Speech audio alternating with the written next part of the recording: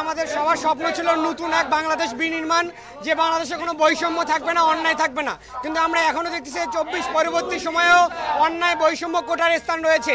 আমরা এখানে প্রকৌশলী স্টুডেন্টরা আমাদের স্পষ্ট 3 দফা দাবি নিয়ে উপস্থিত হচ্ছে। আমাদের এই আন্দোলন, আমাদের এই দাবি কোনো ব্যক্তি বা গোষ্ঠীর বিরুদ্ধে নয়, বৈষম্যের বিরুদ্ধে। আমাদের অধিকার আদায়ের আন্দোলন। আমাদের দাবি স্পষ্ট 3 দফা। নবম গ্রেডে নিয়োগের ক্ষেত্রে সবাইকে সমানভাবে প্রতিযোগিতামূলক পরীক্ষায় অংশগ্রহণ করতে হবে এবং ন্যূনতম শিক্ষাগত যোগ্যতা হবে বিএসসি ইঞ্জিনিয়ারিং ডিগ্রি। কোনো প্রকার কোটা কিংবা অন্য নামে সমমান পদ তৈরি করে পদোন্নতির সুযোগ দেওয়া যাবে না। 10ম গ্রেডে ডিপ্লোমাটের জন্য বরাদ্দকৃত কোটা 100% বাতিল করতে হবে। এ পদে ন্যূনতম যোগ্যতা হবে ডিপ্লোমা ইন ইঞ্জিনিয়ারিং। তবে উচ্চতর যোগ্যতা সম্পন্ন বিএসসি বা এমএসসি ডিগ্রিধারীরাও আবেদন করার সুযোগ পাবেন। ইঞ্জিনিয়ারিং পদবীর ব্যবহার শুধুমাত্র বিএসসি ইঞ্জিনিয়ারিং ডিগ্রিধারী প্রকৌশলীরাই নামের আগে ইঞ্জিনিয়ার পদবি ব্যবহার করতে পারবেন। অন্য কেউ এই পদবি ব্যবহার করলে তার বিরুদ্ধে কঠোর আইনগত ব্যবস্থা করতে হবে। আমাদের কথা স্পষ্ট, আমাদের আন্দোলন অন্যায়ের বিরুদ্ধে, বৈষম্যের বিরুদ্ধে। 24 পরবর্তী বাংলাদেশে আমরা অন্যায় বৈষম্য কোটার স্থান দেখতে চাই না। অবিলম্বে আমাদের 3 দফা দাবি মেনে নিতে হবে। তাছাড়া আমরা বাংলাদেশের সর্বোচ্চ সব বিশ্ববিদ্যালয় প্রকৌশলী স্টুডেন্টরা কঠোর আন্দোলন করে তুলব। 2013 সালের কথা যদি বলি, 2013 সালে কিন্তু যারা ডিপ্লোমারা ছিল, ডিপ্লোমারা বিভিন্ন আন্দোলন করে ওই সময় তৎকালীন সরকারকে বাধ্য করেছে তাদেরকে 10ম গ্রেডে অ্যাপ্লাই করার জন্য। বাট আলটিমেটলি আপনি যখন দেখবেন যে বাংলাদেশে বিভিন্ন রকম মেগা প্রজেক্ট হয়ে থাকে, তখন কিন্তু বাইরের দেশ থেকে বিভিন্ন ধরনের বিএসসি ইঞ্জিনিয়ারদের নিয়ে আসে। এখানে কিন্তু ডিপ্লোমাদের দেয় না। আর ডিপ্লোমা স্রেফ একটা কোর্স। আপনি যখন একটা স্কিল ডেভেলপমেন্টের কোর্স করবেন, তখন সেটা 6 মাসের বা 1 বছর হয়ে থাকে। ডিপ্লোমা জাস্ট একটা কোর্স, যেটা 3 থেকে 4 বছরের মধ্যে হয়। এবং আপনি এটাও জানেন যে এই কোর্সে নর্মালি এসএসসি লেভেল থেকে ভর্তি হওয়া যায়।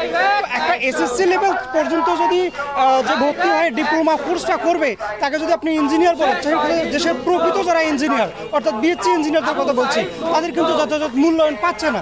এবং আপনি যখন চাকরির ক্ষেত্রে দেখবেন যে এরকম বিভিন্ন ধরনের বৈষম্য রয়েছে, তাদের যে 52% নবম গ্রেডে প্রমোশন পায় অটোমেটিক, এবং 10ম গ্রেডে তাদের 100%, তখন কিন্তু আমাদের দেশের যারা বিএসসি ইঞ্জিনিয়ার রয়েছে তাদের কিন্তু দেশ সাথে বাধ্য হয়, অথবা তাদেরও বিভিন্ন পরিবার পরিজন হচ্ছে চালাতে গেলে বিভিন্ন ধরনের সিদ্ধান্ত নিতে হয়। আপনি এটাও খেয়াল করবেন যে বাংলাদেশে যখন বিসিএস ক্যাডাররা, মানে অর্থাৎ বিসিএস সিভিল সার্ভিসের পরীক্ষা হয়, তখন দেখবেন যে 300টা আসনের বিপক্ষে 156টার মতো হচ্ছে আপনার বিএসসি ইঞ্জিনিয়াররা চলে আসছে। এর কারণটা কি? এর কারণ হচ্ছে আপনি দেশে যথাযথভাবে বিএসসি ইঞ্জিনিয়ারদের সম্মান দিচ্ছেন না। সো আমাদের দাবি হচ্ছে আমরা বিএসসি ইঞ্জিনিয়ার, এখানে আমাদের দেশে বিভিন্ন ধরনের মেগা প্রজেক্ট প্রতি বছর হচ্ছে, তো সেই ক্ষেত্রে আমাদের এই মেগা প্রজেক্টটা অন্তর্ভুক্ত করতে হবে, সাথে দেশের সকল ধরনের সুযোগ সুবিধা দিতে হবে, যারা বিএসসি ইঞ্জিনিয়াররা যেন দেশ ছাড়ার মানে উপক্রম না পায়, অর্থাৎ দেশের জিনিস দেশেই ব্যবহার করতে পারে। আপনারা জানেন যে প্রকৌশল জব সেক্টরে 2টি এন্ট্রি পোস্ট, একটি হচ্ছে সহকারী প্রকৌশলী 9ম গ্রেড, একটি হচ্ছে উপসহকারী প্রকৌশলী 10ম গ্রেড। এই সহকারী প্রকৌশলী পদে বিএসসি ইঞ্জিনিয়াররা সরাসরি নিয়োগ পেতে পারে, নিয়োগ পায়, কিন্তু উপসহকারী প্রকৌশলী পদে আমাদের বিএসসি ডিগ্রিধারীদের নিয়োগ দেওয়া হয় না, শুধুমাত্র ডিপ্লোমা ইঞ্জিনিয়াররাই নিয়োগ পায়। অন্যান্য সকল সেক্টরে 10ম গ্রেডে ন্যূনতম যোগ্যতা আছে স্নাতক পাস, কিন্তু শুধুমাত্র এই একটা সেক্টর, প্রকৌশল সেক্টর, যেখানে উপসহকারী প্রকৌশল পদে শুধুমাত্র ডিপ্লোমারাই নিয়োগ পায়, বিএসসিদের নিয়োগ দেওয়া হয় না।